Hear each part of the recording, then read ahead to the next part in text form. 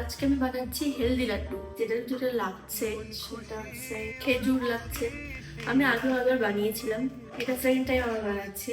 অনেকবারই বানিয়েছিলাম বাট এই বক্স থেকে সেকেন্ড টাইম। একটা খেজুর লাগছে, এটা আমন্ড লাগছে, কাজু লাগছে, sunflower seed, flakes seed, pumpkin seed, chia seed আছে সেটাও অ্যাড করছি। তিল, সাদা তিল। মন ছিল। তো চল কিভাবে বানাচ্ছি। খেজুর গুলো থেকে বীজ গুলো আলাদা করে শুধু খেজুর গুলো বের করে নেবো। রং ছিল ফাল্গুনি হাওয়াতে, সব ভালো লাগছিল চন্দ্রিমা। এবার এইরকম একটা কড়াই নিয়ে এটা একটু মুছে নিতে হবে। না হয় ভালো, জল ঠেকানো উচিত না। যেহেতু আমরা 1 মাস বা তারও বেশি দিন থেকে যাবে, তো জল ঠেকালে নাও থাকতে পারে। এরপর সেই কড়াইটা কিছুটা গরম করে তার মধ্যে 1 বাটির মতো আমন্ড আর একটুখানি কাজু দিয়ে সেটাকে ড্রাই রোস্ট করে নিতে হবে। প্রায় 2 মিনিট মতো সেটাকে নাড়াচাড়া করতে হবে যতক্ষণ না এরকম একটা কালার চলে আসছে। দেন সেটাকে একটা প্লেটে ধরে নিয়ে ঠান্ডা করতে দিতে হবে।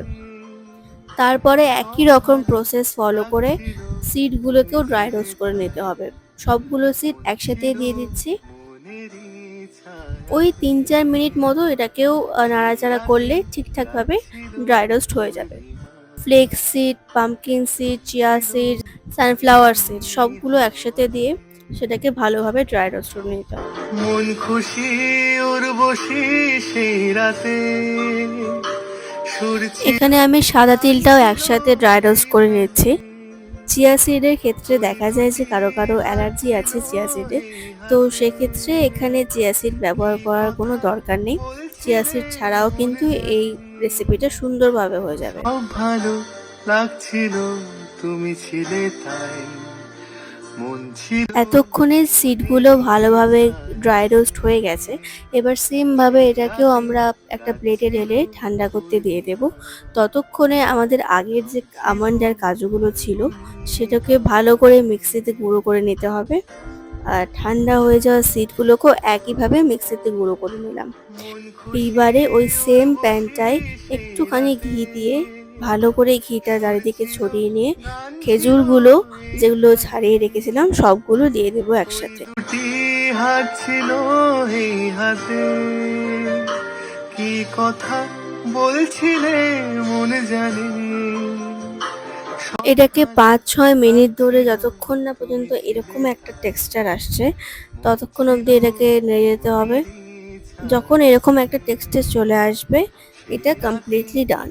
ছিল পূর্ণিমা, রং ছিল ফাল্গুনি হাওয়াতে।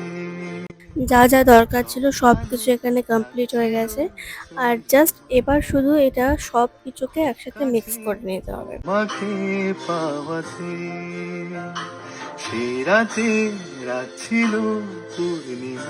এইবার এটাকে লাড্ডু শেপে করে নিলেই আমাদের হেলদি লাড্ডু একেবারে কমপ্লিট।